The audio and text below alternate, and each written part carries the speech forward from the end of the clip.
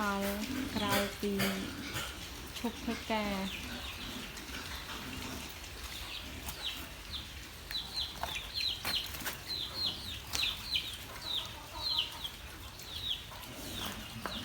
បាញ់ទឹកហើយដល់វគ្គដាក់ឲ្យស៊ីម្ដង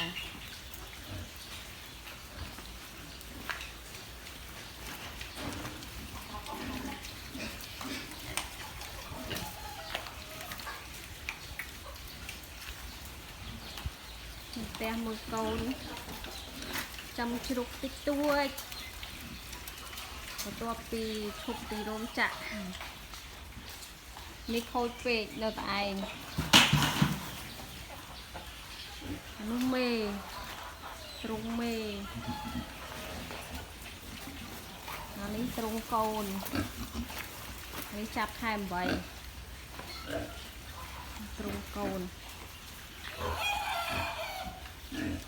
5-6ទ្រុង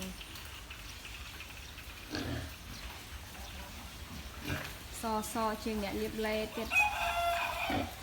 បាញ់ទឹកហើយ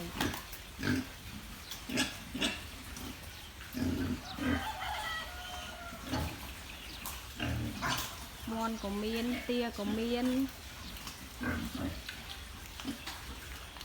នេះកើតខែ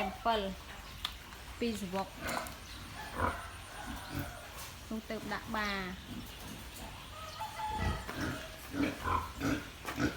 ពីសវកខែ7